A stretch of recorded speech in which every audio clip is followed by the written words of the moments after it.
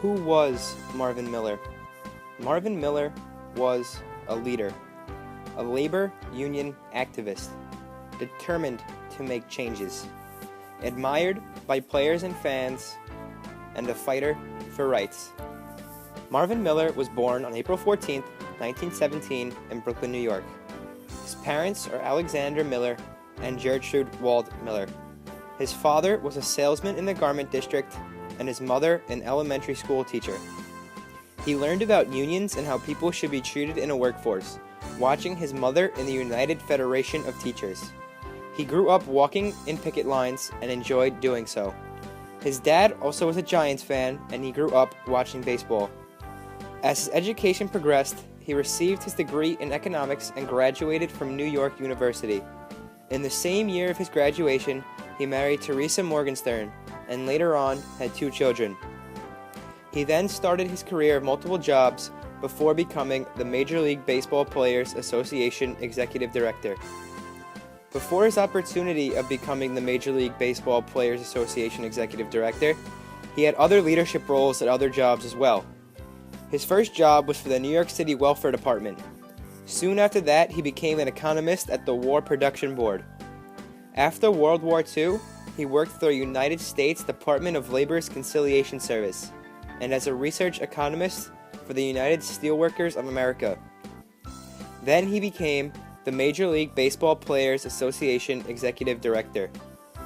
After receiving the job, he fought for players and was respected by many. He received letters from current players thanking him for the actions he took and how he approached them. Miller changed the way the game is run, those who play it, and all those who participate in it. In one of Miller's speeches, he talks about the relationship between players and owners and how they both realize that the union can be very strong and demanding. It discusses the question, why did it take so long for the players to form an organized union? Miller was a factor for this, but a lot of the credit had to go to the players as well. Miller, with his labor management skills, was the perfect push the players needed to get this union started. Miller realized that players argue for 2 things, more money and more rights. When the arbitrator finally agreed with the union that an owner could only control a player for 1 year, the time had come to negotiate a whole new system, and the owners panicked. They could not picture living under a system in which every player would be a free agent every year. In 1968, Miller helped players negotiate the first ever collective bargaining agreement in professional sports. This agreement raised the minimum salary in baseball from $6,000 to $10,000. I was in my 6th year of play in the big leagues, making $16,000, and my fiance was flying for American Airlines making $19,000. And then the Messerschmitt-McNally decision came down, free agency was implemented in '76, and I went from making $16,000 in 1976 to making $60,000 for a year on a 2-year contract. In 1970, Miller helped players negotiate the right to arbitration to resolve complaint. And even though the arbitrator's decision gave the players the right to be free agents every year, we felt that it was in the interest of the game and the players that supply of free agents not be so great every year, and that there be an eligibility requirement. Miller considered this one of the most significant achievements of the union's early years. Miller now believed there was time for the right of free agency. After strikes and lots of hard work, the players won that right in December of 1975. Miller earned the players' trust, and they enjoyed working by his side. Due to free agency, pay to a player now was determined on execution and the position they played. Contracts had different salary types, and players were allowed a say in the process, rather than just being told what was happening to them next. However, even with free agency, there always will be money issues in professional sports that not even Marvin Miller himself can fix. One man who was vital in helping Miller's actions was Curt Flood. Flood respected Miller in numerous ways for what he was trying to accomplish. Flood is best remembered for his courage in challenging the reserve clause, a move as crucial to the economic rights of players as Jackie Robinson was to the breaking the color barrier. The reserve clause was a clause in player contracts that bound a player to a single team for a long period, even if the individual contracts he signed nominally covered only 1 season. During a conversation between Flood and Miller, Miller said to Curt, "Unless some miracle takes place and the Supreme Court reverses itself, you're not going to win." And Curt, to his everlasting credit, responded saying, "But would it benefit all the other players and future players?" Miller responded, "Yes." Curt said, "Then that's good enough for me."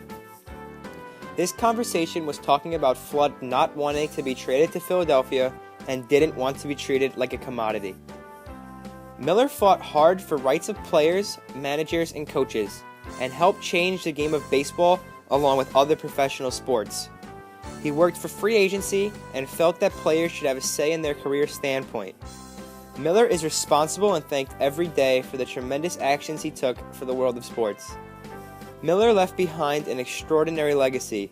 He transformed the Players' Union into one of the strongest unions in the United States and won many of his cases he fought.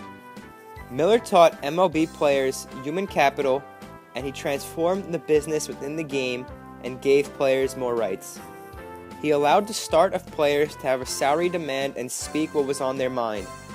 Miller made salaries increase, gave the players an opportunity to rise, and made baseball a truly different game. And all due to Miller's actions, the business within baseball changed greatly. We started with very little. I won't say nothing, but very little. You weren't going to have a career where you could retire and be happy, but we had very little, so we stuck together, and it worked on our behalf. You know, with multi-year contracts that they didn't used to give out, and guarantees which they didn't used to give.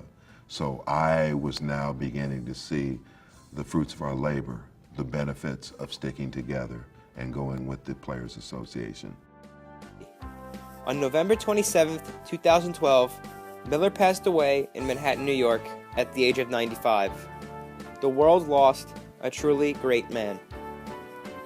However, even with all the positive factors that Miller brought to the table, he wasn't appreciated by everyone. Miller to this day still isn't in the Hall of Fame, and many people question it. Considering he was working with and for the players, managers weren't a huge fan of his. Walter O'Malley, the Brooklyn Dodgers owner, relocated his team to Los Angeles. And Barney Dreyfuss, a long ago Pittsburgh Pirates owner, were two with whom he did not get along with.